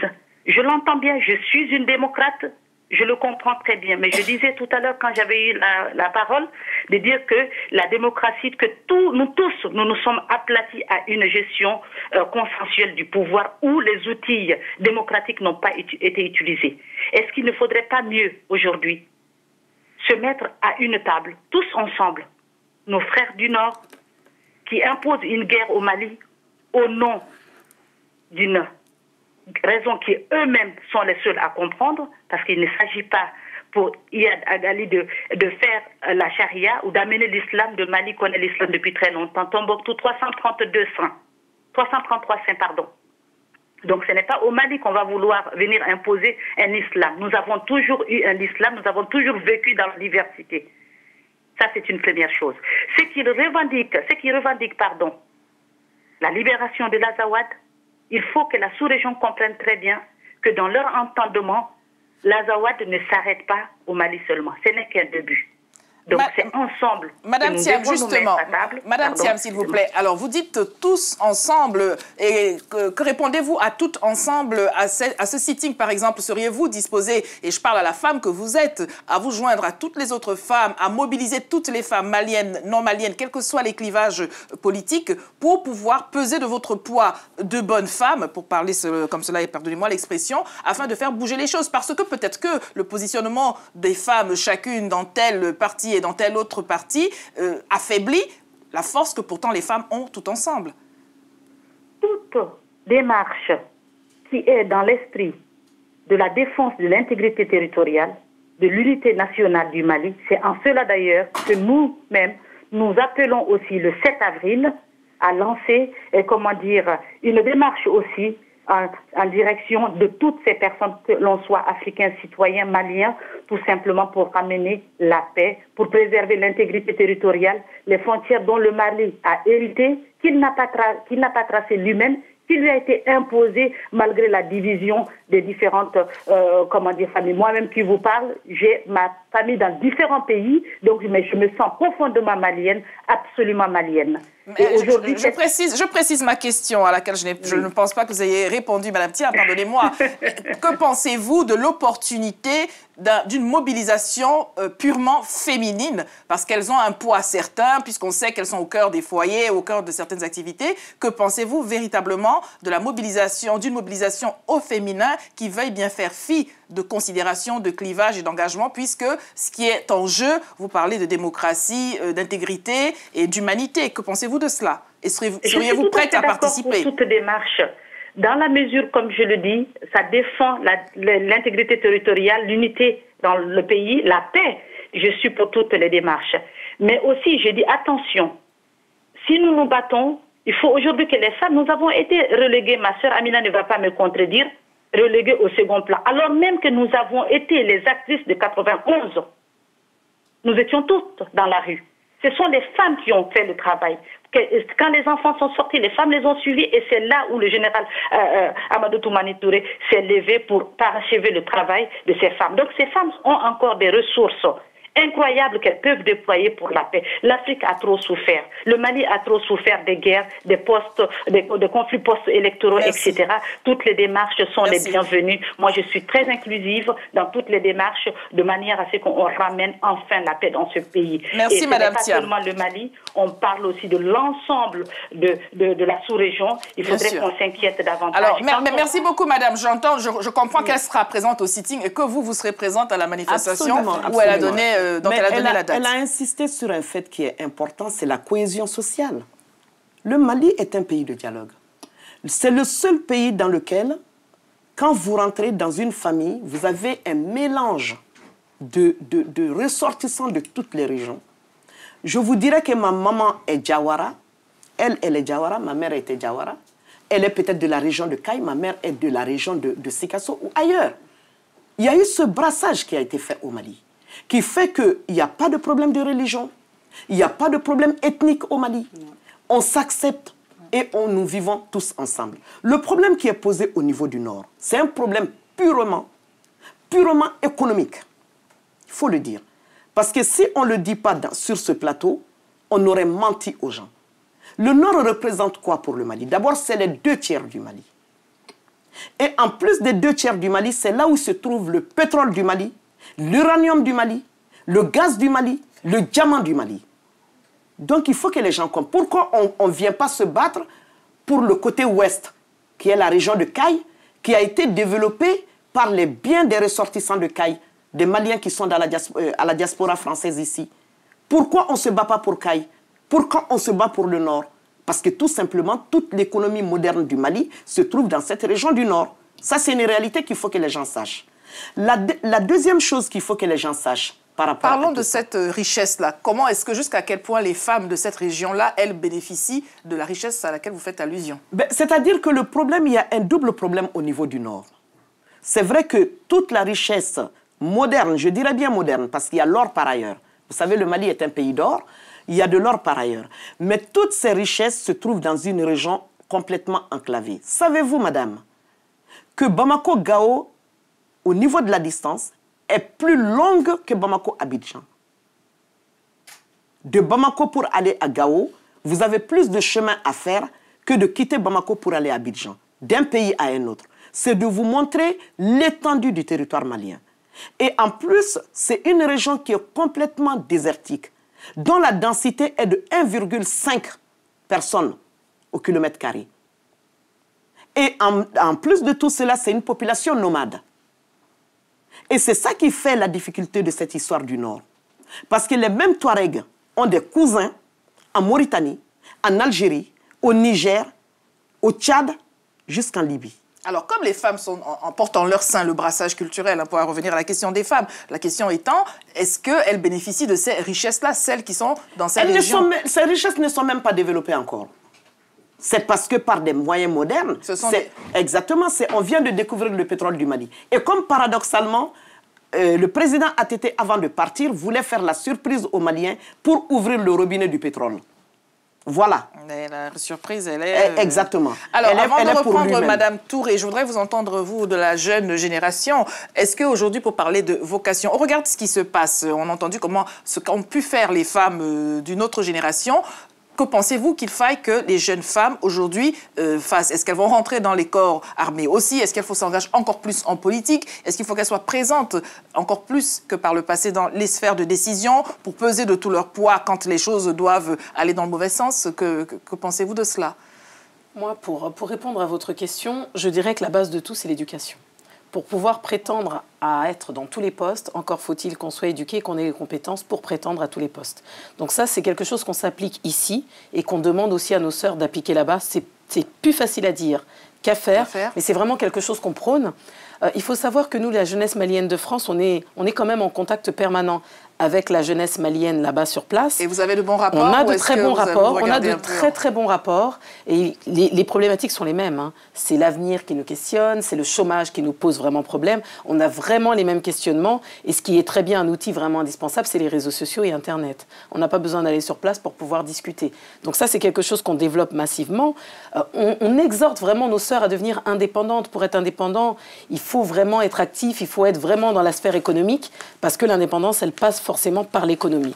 De tout temps, nos mamans ont été très indépendantes, tout en étant respectueuses des valeurs traditionnelles. Chose que nous, on n'a pas forcément. Les valeurs traditionnelles, on les respecte, mais à notre manière. On fait quand même un espèce de mise à jour. Voilà, des mises à jour qui nous conviennent, qui sont riches des deux cultures dont on est issu forcément. Donc il y a quand même une petite modification par rapport à ça. Mais moi, je dirais à nos sœurs qu'il faut vraiment être présent dans toutes les sphères. Donc ça va dans les sphères militaires, ça va dans les sphères les plus importantes. La tradition entend-elle cela de si bonne oreille que les femmes que la tradition l'entende ou non, moi j'ai envie de dire que ça fait partie de l'évolution de la vie et qu'il faut justement qu'on avance. Ben voilà, la tradition l'entend, donc il n'y a pas de souci à ce niveau-là. Mais il faut qu'on soit dans les sphères décisionnelles politiques. Parce qu'à un moment donné, c'est le politique qui décide de certaines choses, les choses les plus importantes qui vont régir les règles d'un pays et pas ricocher les règles des individus. Donc si on n'est pas là, eh ben, on va encore les subir. Et c'est quelque chose qu'il ne faut absolument pas laisser faire. Mais ça, c'est quelque chose de commun à toute civilisation, que ce soit ici en Europe ou en Afrique. C'est un combat que nous, on mène au quotidien ici. Il faut savoir que la parité homme-femme, ici, elle n'est pas encore acquise. Mais ce n'est pas pour autant qu'on ne l'engage pas là-bas en Afrique. On n'est pas obligé d'attendre. Voilà, exactement. Voilà, moi, je vais vous faire une confidence. Quand le président veut former un gouvernement, comme l'a dit ma sœur Mariam, c'est les femmes qui sont toujours à l'avant-garde des luttes. Combien de femmes y avait-il, ministre? Ben justement. Combien en avait-il? Ben, il y avait, quand ATT est parti, il n'y avait que 5. Et quand justement le président ATT, parce que lui, il s'adresse aux partis politiques, donnez-moi une liste ministrable. Ben, c'est quelle bataille entre les hommes de ces partis-là et les femmes de ces partis-là? Parce que si ça ne tient qu'aux hommes, les femmes n'auront jamais de poste. Ben voyons. Voilà, c'est ça. Mais c'est une bataille, c'est ne pas compter sur la femme malienne, qui est une femme combattante, avant même les indépendances. Parce que la première femme députée, c'était dans les années 48-50. Madame Keita Awa, qui s'est battue, qui a été députée au temps colonial. Donc c'est de vous dire que la femme malienne a été toujours engagée dans la lutte politique, dans la lutte sociale, dans la lutte de l'égalité entre l'homme et dans le respect des traditions. Parce que les traditions, c'est ce que les gens ne comprennent pas, ne sont pas contradictoires avec l'épanouissement de la femme. C'est ce qu'on veut nous faire croire, en fait. Mais on a parlé tout à l'heure du code de la famille, il y avait des freins dans un certain sens, il a fallu être iconoclaste quand même pour pouvoir dépasser cela. À un moment, il faut peut-être... Qui a insisté pour que justement le mariage religieux soit reconnu officiellement? Ce sont les femmes. C'est M. Muntaka, du SNID. Et ça n'est pas une femme pourtant. Le patron de Mariam Thiam. Nous allons prendre Mme Touré au téléphone. Bonjour à nouveau. Oui, bonjour. Lady. C'est toujours à Audiac. Donc, on réagit parce qu'on est tous au complet, là, tout le bureau au complet, et on suit exactement ce qui se passe sur notre plateau. Et on note sérieusement tout ce qui est en train d'être dit. Mais quand on écoute, on se rend compte que toutes ces femmes-là, on peut faire une synthèse de tout ce qu'elles viennent de dire. Madame Thiam a dit quelque chose qui nous a fait réagir.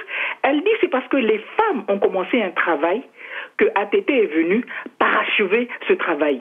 Mais je pense que la messe est dite. À Audiac, on pense que la messe est dite. Donc, on revient au point de départ. Lorsque les femmes de militaires avaient commencé à marcher parce qu'elles étaient les premières en ligne, les premières à avoir été touchées. Hein? Si toutes les femmes s'étaient mises ensemble pour faire avancer la chose, le Mali a ceci de spécifique qu'ils ont la capacité de s'asseoir. Et d'écouter les femmes. Je rebondis sur Mme Sidibé. Elle a dit quelque chose qui est un fondement historique. Elle a cité les 3 grandes familles par lesquelles la médiation passe toujours. On n'en doute pas ici. Si les femmes avaient été massivement suivies après cette marche des femmes militaires, mais ces 3 familles-là se seraient relevées, auraient parlé.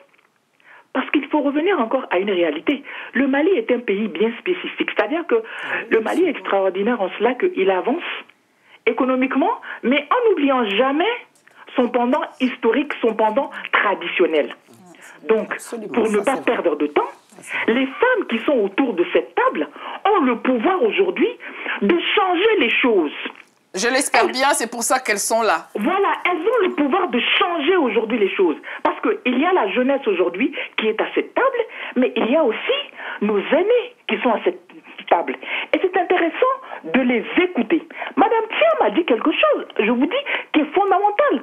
Contrairement à sa couleur politique, elle dit, lorsque les femmes ont travaillé, le président Toumani Touré est venu parachever. C'est pas moi qui l'ai dit, c'est elle qui a dit, elle a dit parachever. C'est la vérité, madame, c'est la vérité. Je pense qu'aujourd'hui, c'est un défi. C'est un défi monumental qui est face aux femmes maliennes. Et une fois de plus, elles peuvent donner l'exemple, parce que nous croyons que l'Afrique est le continent de tous les possibles. Elles peuvent donner l'exemple en faisant basculer cette machine. Parce que, on en revient encore, on n'a pas envie, nous, de rentrer dans les considérations politiques. Mais Mme Sidiba a dit quelque chose qu'on ne pourra pas zapper. On ne se bat pas pour le Nord parce que le Nord est beau, parce que le Nord est désertique. On se bat pour le Nord pour quelque chose de bien précis. Et les gens qui se battent au Nord sont téléguidés. Tout comme ceux qui sont venus et qui ont pris le pouvoir, ils sont téléguidés. Exactement. On saura bientôt qui est derrière. Qui est le téléguideur. Je m'étonne quand même, je m'étonne. Et ça va achever mon propos. Je m'étonne. Il n'y a pas d'armes, mais ils ont trouvé les armes pour venir mettre le chaos. Exactement. Il n'y a pas d'armes. Exactement. Alors, pourquoi on n'aurait pas pu faire une mutinerie dans les casernes pour obliger ATT à venir s'asseoir à une table de négociation? Pourquoi faut-il mettre le Bamakois à genoux alors que, comme dit Mme Sidibé, les vivres se sont en train de périr aux portes de Bamako? Pourquoi?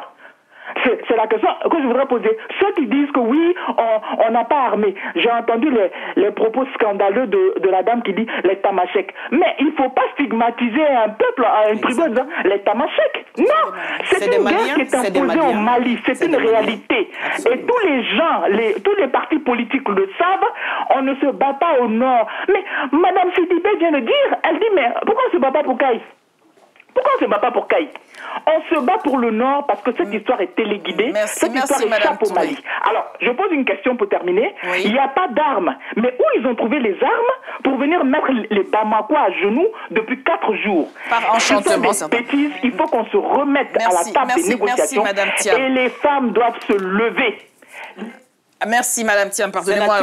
Alors justement, c'est pour cela que nous sommes là. Hein. Vous l'avez dit, vous n'êtes pas du Mali, je ne le suis pas non plus, mais je pense que toute bonne femme devrait pouvoir aussi se mobiliser pour cela. Vous êtes de la Côte d'Ivoire, on sait que les femmes de la Côte d'Ivoire, au regard des événements qui sont passés, se sont engagées. Alors, un sitting aujourd'hui, jusqu'à quand? La question, c'est jusqu'où êtes-vous prête à aller? Parce qu'il y a ce que vous allez faire aujourd'hui, mais on ne sait pas quand est-ce que les choses vont rentrer dans l'ordre. Est-ce que vous êtes prête à aller jusqu'au bout, mesdames?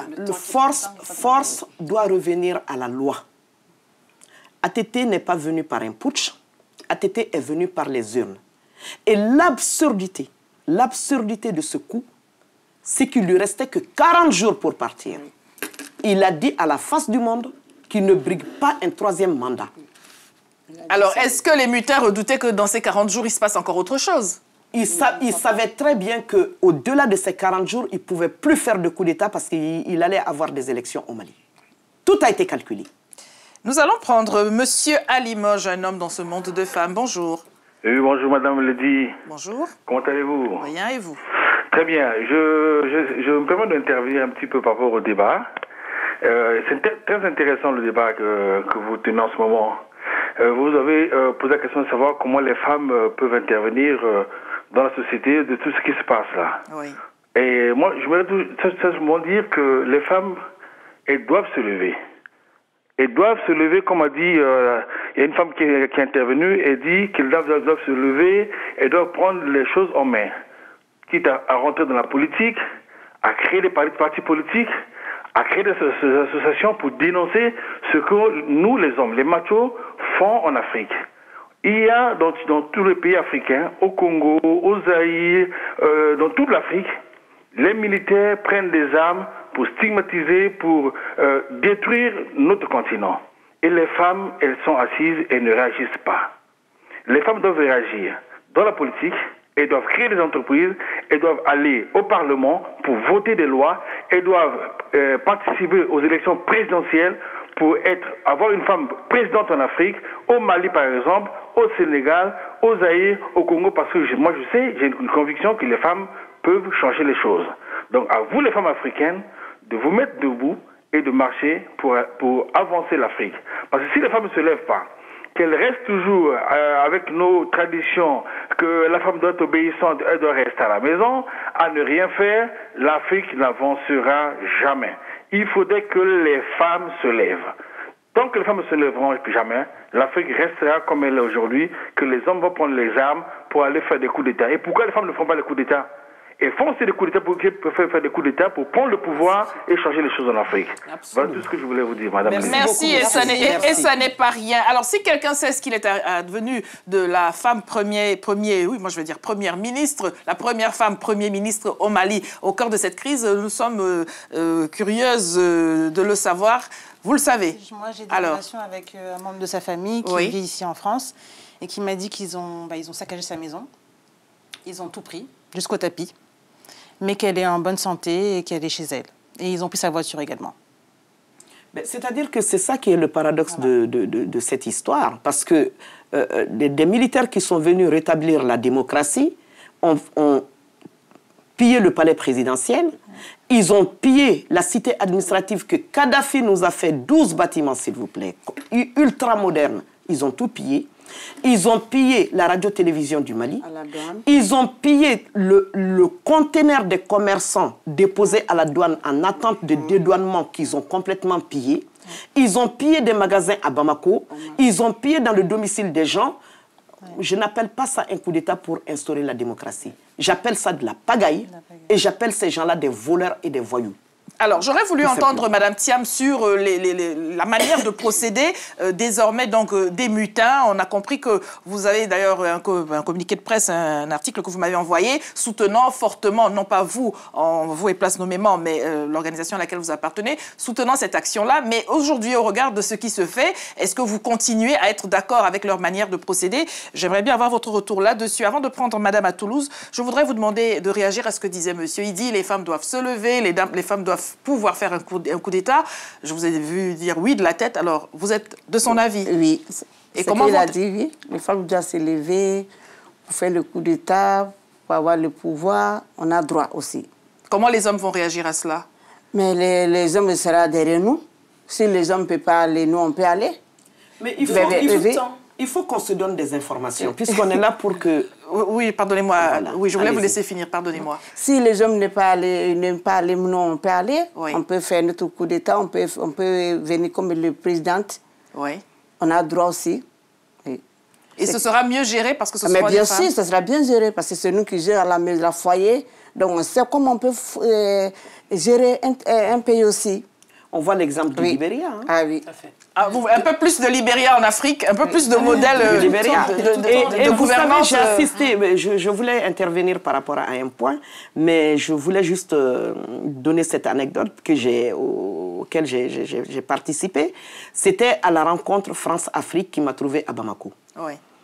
La panoplie de chefs d'État, les 52 États, étaient présents à Bamako. Une seule femme parmi eux. Mais la femme a été ovationnée par la salle. Et par les hommes? Par tout le monde. On s'est mis debout, hommes et femmes, pour l'ovationner. Parce qu'elle donne envie. Et quand on voit comment le Libéria est géré aussi, on sait que hommes et femmes, du moment qu'on a une petite conviction, qu'on a de la volonté et qu'on aime son pays, on peut vraiment gérer son pays. On sait que c'est possible. On sait que c'est possible. Nous avons madame à Toulouse au téléphone. Bonjour. Oui, bonjour Lady, bonjour mesdames. Bonjour. Concernant le coup d'État des femmes, je pense que c'est pas une bonne idée parce que si on se plaint des coups d'État, on n'a pas à en faire. Mais il est sûr qu'il va falloir que nous créions des partis politiques, que nous adhérions aux partis politiques qui existent déjà pour prendre notre part. Je pense que pendant trop longtemps, nous sommes restés en arrière et regarder ces monsieur faire. Ça me fait penser à cette chanson d'un monsieur, de chanteur ivoirien qui dit « Derrière un grand monsieur se cache une femme de feu ». Non, non, la tendance va être inversée. Oui, oui, derrière de grandes dames qui prendront le pouvoir se cacheront de petits monsieur même, je dirais. Et je vais porter un regard panafricain un peu sur les coups d'État en Afrique. Tant qu'on restera bouche bée face à un coup d'État dans n'importe quel pays d'Afrique, nous n'avancerons pas. Comme un seul être humain, nous devons à chaque fois dire non, nous lever quand un coup d'État se passe dans un pays en Afrique. Si nous restons muets, ça veut dire que nous sommes pour ces coups d'État-là. Et pour changer la donne, franchement, je pense qu'à un moment, ces femmes, parce que c'est nous qui payons les plus lourds tributs de tous ces coups d'État, de toutes ces guerres. Il va falloir qu'à un moment, nous disions non à un coup d'État en Afrique, quel que soit le pays. C'était là mon intervention pour cette émission. Je profite madame. De cette occasion d'ailleurs pour lancer un appel. Lancez l'appel, nous sommes là pour cela, madame. Cet appel, c'est quoi? Je remercie ma sœur qui vient de parler tout de suite et qui a enlevé l'eau de ma bouche parce qu'effectivement, ce qui se passe au Mali, hier c'était la Côte d'Ivoire, aujourd'hui c'est le Mali. Demain, ça va être un autre pays. Et même avant, c'était d'autres pays, avant ces deux pays. Donc, je pense que... Et il y a eu les pays du Maghreb entre absolument. Deux. Et là, vous avez vu, on a soulevé les pays du Maghreb. Et aujourd'hui, on les a laissés tomber comme des pommes pourries. Mais moi, j'aimerais, par rapport aux pays du Maghreb, j'aimerais quand même qu'on différencie les choses. Nous, on n'est pas en dictature. Mais c'est ça. Le président, là, qu'on vient de démettre de ses fonctions de manière arbitraire, il a été élu par un peuple démocratiquement. Absolument. Il ne s'est pas emparé du pouvoir pendant 30 ans. Donc ça, il faut que les gens l'entendent. On lui a donné 2 mandats qu'il a remplis et on lui a demandé, il y a une partie du peuple malien qui lui avait demandé de faire un 3e. Il dit qu'il respecte sa parole. C'est lui qui a mis cette constitution sur place. Il respecte sa parole. Il ne briguera pas un 3e mandat. Ce que je voulais dire par rapport à l'organisation des femmes. Vous savez, les femmes ont plusieurs défis à relever. Et le premier des défis, c'est le défi économique. Les femmes sont organisées au Mali aujourd'hui. Il y a plus de 3000 associations féminines aujourd'hui au Mali. Quand vous avez entendu parler de la CAFO à elle seule regroupe plus de 2000 associations féminines. Et j'en passe. FENACOF, vous le connaissez aussi. C'est une association aussi qui regroupe plus de 400 à 600 associations féminines. C'est vous dire que les femmes maliennes sont organisées. Mais là où, justement, elles doivent doubler d'efforts, c'est l'acquisition du pouvoir politique. Et ça, c'est une lutte qui commence. Et d'ailleurs, je profite de ce plateau pour saluer le Canada, qui aide beaucoup les femmes maliennes pour l'accès au pouvoir. La Suisse, qui aide aussi les ONG. Après, on va vous dire que c'est venu d'ailleurs de vouloir faire... Non, mais c'est la formation. C'est la formation. Vous savez, les hommes la politique... Non, la politique est une formation. La politique est une école. N'importe qui ne peut pas être politique. C'est ça qui amène le bric-à-brac en Afrique. Un commerçant qui se lève aujourd'hui, il a un peu de sous, il se dit politicien. La politique est une carrière. Le pouvoir de l'argent, vous savez... C'est une carrière. Oui. Il faut former les gens. N'importe qui n'est pas politicien. C'est ça qui nous amène toute la pagaille en Afrique aujourd'hui. Et la dernière chose que je voudrais dire, je profite de cette occasion, c'est de trouver un statut aux anciens chefs d'État africains. Ça, c'est un vrai problème qui est posé à l'Afrique aujourd'hui. On sait qu'on est dans un pays démocratique qui est la France. Un ancien chef d'État est automatiquement membre de droit de la Cour constitutionnelle en France ici. Si vous voyez que les chefs d'État africains se cantonnent au pouvoir, parce qu'ils ont peur de l'après-pouvoir. Donc, il faut qu'on arrive aussi, en tant qu'Africains, à statuer, à s'organiser, à débattre de ce qu'ils vont devenir après dans le respect, sans que ce soit un règlement de compte après. Ça, voilà. On est un peu teigneux par chez nous, voyez-vous. Ah oui, donc, vous quand on n'a rien pu lui faire c'est des défis pendant du son 21e mandat, siècle. on attend toujours. Alors, nous allons reprendre Madame en Lorraine. Bonjour à nouveau. Bonjour, Madame. Allô. Elle est partie, c'est bien dommage. Oui, donc la FENACOF, Fédération nationale des confédérations, des collectifs, des associations féminines du Mali, où j'étais en train moi-même, qui vous parle d'aller leur rendre visite pour passer le 8 mars avec elle, quand on me dit, juste devant l'aéroport, « Allô, Madame Lady, vous savez, il y a la guerre au nord du Mali, on annule tout. » Bon. Mais donc, vous voyez les conséquences de la guerre. J'ai eu chaud. Vous privez du Mali, je ne me le pardonne pas.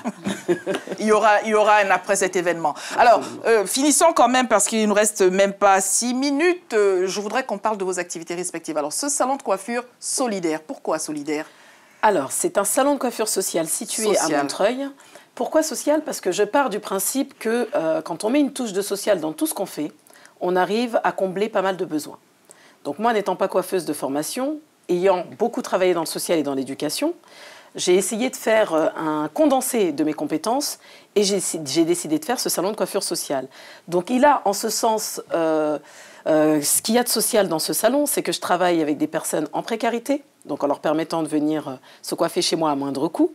Je travaille avec des structures d'État, exactement, je travaille avec des structures d'État qui, elles, vont prendre en charge les coûts des prestations que je fais, notamment les conseils en images et la coiffure, le maquillage, mais surtout la confiance en soi, pour qu'elles puissent appréhender la société de manière beaucoup plus sereine. Et puis nous, on part du principe que quand on soigne une femme de l'intérieur, ça rejaillit forcément sur la société. Et ça revient à tout ce qu'on dit là sur ce plateau. Parce qu'une femme soignée, une femme bien dans sa tête, c'est une femme bien dans son corps, et c'est une femme qui va bien éduquer ses enfants, qui à leur tour vont éduquer. Vous connaissez cette émission, pourquoi n'étiez-vous pas venu nous voir avant tout cela? Non, je la connais de nom, mais sinon... Ah là là. Il fallait être invité, mais tu l'as aujourd'hui. Alors, invitation lancée, si vous voulez participer à cette émission, adressez-nous vos coordonnées à l'adresse Lady vous écoute @telesud.com avec vos coordonnées, téléphone notamment, ça ira plus vite. Madame Apo, bonjour. Oui, je vous appelle. En fait, c'est pour intervenir dans cette émission. C'est un peu trop tard, mais pour faire un peu, pour couper, pour aller plus rapidement. S'il vous plaît. Allô? Allez-y, je vous prie. Oui, alors pour aller plus rapidement, c'était pour dire que bon, moi je suis originaire du Burkina Faso et je suis très touchée par tout ce qui se passe au Mali. Et moi, ce que j'aimerais dire, c'est que je souhaiterais que toutes les femmes, quelle qu'en soit la région, que ce soit du Mali, du Niger, du Burkina, de la sous-région, qu'elles se donnent la main pour un but commun, prendre le pouvoir. Prendre le pouvoir, c'est ça. Parce que les hommes, jusqu'à là, ça a toujours été que des hommes au pouvoir et ils n'ont rien, ils ont pas fait ce qui pourrait vraiment satisfaire nos pays en Afrique de l'Ouest. Moi, j'aimerais que ce soit un jour mon rêve, que ce soit un jour une femme qui soit au pouvoir et qui donne l'exemple pour que demain nos pays qui sont dans la misère, qui souffrent, toutes les femmes qui souffrent, soient vraiment heureuses de pouvoir s'épanouir. Voilà, c'est tout ce que j'avais à dire. Merci. C'est nous qui vous disons merci à Sita Diawara. Alors, vous vendez des bazins. Pourquoi les bazins et pas autre chose? Qu'est-ce qui a motivé votre choix? En fait, les bazins, ça fait habiller. Tous les Africains, ils aiment les bazins, les hommes comme les femmes, comme les enfants. Ouais. Ça fait habiller. Je veux que tout le monde soit très habillé, très élégant. C'est pour ça que je choisis le bazin. Et pourtant, vous ne portez pas du bazin pour venir nous voir. Mais elle faisait le site. Oui, vous avez été recrutée. J'étais kidnappée par Madame Siribé. Mais en même temps, vous vendez du bazin, où que vous soyez, vous portez votre uniforme en bazin. Ah oui, mais il faut les saluer, ces femmes-là. Oui, oui. Elles apportent des devises aujourd'hui au Mali, parce que le Mali est devenu un pays de référence par rapport à la vente du bazin. Elles font travailler, elles ont des imaginations. Quand vous voyez les dessins de bazin. Alors, parlez-nous de cela. C'est un métier qui fait vivre. On gagne bien sa vie en vendant du bazin. Le bazin, je fais depuis l'âge de 7 ans. Oui. C'est ma grand-mère qui a fait, ma mère a fait. Donc, on a pris le record. Et vous allez transmettre à vos enfants? Bien sûr. Vous le faites faire à Bamako ou est-ce que à Bamako, on ne peut pas le faire à Paris, en région parisienne? Non, parce que ça utilise des produits qui sont très dangereux. Ça.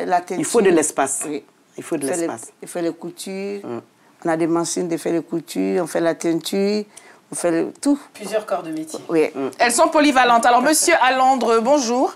Oui, bonjour Lady. Bonjour monsieur. Oui, le problème du Mali vraiment nous touche tous et j'aimerais bien poser quelques questions. Rapidement, s'il vous plaît. Rapidement. Oui. D'abord, j'aimerais savoir la portée de la diplomatie du président ATT envers ses pays voisins, c'est-à-dire le Niger et puis l'Algérie, la Mauritanie. Quelle a été cette politique envers eux? Parce que, bon, des armes passent par là-bas pour rentrer au Mali. J'aimerais savoir si qui fournit ces armes aux rebelles, de sorte qu'ils occupent les 2/3 du territoire. Ça, c'est l'une de mes questions. La deuxième question, c'est que la CEDEAO se réunit présentement et certainement qu'elle va décider de l'envoi de troupes au Mali. Est-ce qu'on sont d'accord pour l'envoi de ces troupes au Mali pour rétablir l'ordre constitutionnel? Aussi, la troisième, les États-Unis avaient parlé de construire une base militaire au Mali. Sont-elles d'accord pour cette base militaire au Mali? Merci monsieur pour... Vous en aviez une quatrième question? Je crois que c'est bon. Oui, à la fin de l'émission, ça va être difficile. Départ, alors, dit 3, hein. on va y aller très rapidement. Il ne nous reste plus beaucoup de temps. Monsieur voudrait savoir... Alors, la question, sur les 3 questions, on avait une qui était déjà posée ici. Oui. Tout le monde se demande par quel enchantement sont apparues des armes qu'initialement, il n'y avait pas. Assez rapidement. Parce qu'à ces questions, il faut répondre concrètement. Allons-y, mais vraiment... Assez rapidement. Oui. Les armes sont venues, comme on le sait, de la Libye. C'est avec la guerre en Libye, le décès de Kadhafi, parce que c'est des Maliens à l'origine qui sont nés en Libye, qui avaient la nationalité libyenne, qui ont voulu rentrer dans leur pays, dans le pays de leurs ancêtres, qui sont venus avec ces armes. Mais là où le bas blesse, ils ont été lourdement armés. Ils ont traversé des pays, puisque le Mali n'est pas frontalier avec la Libye. Bien sûr que non. Forcément, ça a traversé des pays. Les Nations Unies le savaient, la France le savait, l'Angleterre savait que ces gens-là venaient et il y a des ONG qui ont attiré l'attention de ces gouvernements. Attention, Kadhafi est parti, mais la sous-région est en poudrière. Mais ils n'ont rien fait. Donc, c'est pour répondre concrètement, ces armes sont venues de la Libye. Est-ce que vous êtes d'accord avec la CEDEAO, nous dit monsieur? Moi, je suis entièrement d'accord. Force est du côté de la loi. Si, moi, je suis pour le dialogue. Dans un premier temps, qu'on dialogue avant l'intervention, qu'on dialogue avec eux, qui rentrent dans les casernes. Parce que le premier rôle d'une armée, c'est la protection d'une nation, c'est la sécurité d'une nation, c'est pas de faire des putschs. Donc, je suis d'accord qu'il y ait un dialogue. Si le dialogue ne marche pas, qu'on fasse une intervention et que la force revienne à la loi, à la Constitution. Quelle était la troisième question? La troisième question qu'il a posée par rapport à la base militaire américaine. La base militaire américaine, c'est un problème qui est aussi vieux que les temps. Ça veut dire quoi? C'est-à-dire que le Mali bénéficie, le nord du Mali, est un point stratégique militaire, puisque c'est le désert, qu'on appelle le point G. Et c'est un point qui a été convoité aussi bien par la France, aussi bien par les Américains. Il y a une dualité aujourd'hui entre les Américains et les Français par rapport au nord du Mali qui fait que si toutefois le Mali doit trouver sa sérénité en imposant une base américaine, pourquoi pas? Je dirais pourquoi pas. Moi-même, je me le dis, je n'ai pas de réponse définitive. Je suis pour l'intégrité par l'armée malienne, pas par une autre armée. Mais si c'est le salut de sauvegarder, puisque vu l'étendue du territoire, puisque le nord, c'est les 2/4, les 2/3 du territoire, pourquoi pas? Alors, absolument. On parle d'Afrocom, qui serait donc cette base militaire qui cherche son point de chute un tout petit peu en Côte d'Ivoire. Et si quelqu'un n'est pas d'accord, il va voir ailleurs s'il y est. Si quelqu'un n'est pas d'accord au Mali, on le pousse un tout petit peu. Absolument. Et ainsi de suite. Je voudrais que nous finissions donc sur la profession que vous exercez en dehors de vos engagements. Bon, moi, je suis une simple hôtesse d'accueil en fait en entreprise. Pourquoi vous dites simple? Pourquoi vous dites qu'est-ce qui vous fait faire dire simple? Parce que Soyez donc une hôtesse d'accueil compliquée. Voilà, compliqué si Alors, vous voulez. Et j'avais le projet justement avant les événements qui se sont passés au Mali de rentrer au mois de juillet pour justement travailler dans le prêt-à-porter, créer mon entreprise dans le prêt-à-porter du Vax par contre. Ça serait été dans le Vax. Est-ce que ça va vous arrêter ce qui se passe aujourd'hui ou est-ce que ça va vous donner encore plus d'énergie? Pas du tout, ça ne m'arrête pas et on va faire une chose à la fois. Déjà combattre pour que l'ordre constitutionnel revienne au Mali et ensuite j'irai m'installer au Mali. Rien ne va m'arrêter. Parlons de Hama. Moi, assez rapidement, je suis responsable d'une antenne de jeunes de la mairie de Paris dans le 12e. Hein. Oui. Et je m'occupe effectivement de la jeunesse, toute jeunesse confondue, française comme issue de l'immigration. Et en même temps, j'ai double casquette puisque je suis dans la vie associative, dans la vie politique, dans beaucoup de choses, qui fait que bon, je suis là à chaque fois qu'on a besoin de moi, je suis là et voilà. J'appelle assez rapidement, j'ai fini. Oui, finissons sur le sitting, le rendez-vous. Voilà, je demande à tous les démocrates africains, je ne m'adresse pas aux Maliens seulement, qu'aujourd'hui les Maliens vont être à la Bastille pour dire non au putsch en Afrique. Et j'invite tous mes frères, toutes mes sœurs, de se joindre à nous à 18h.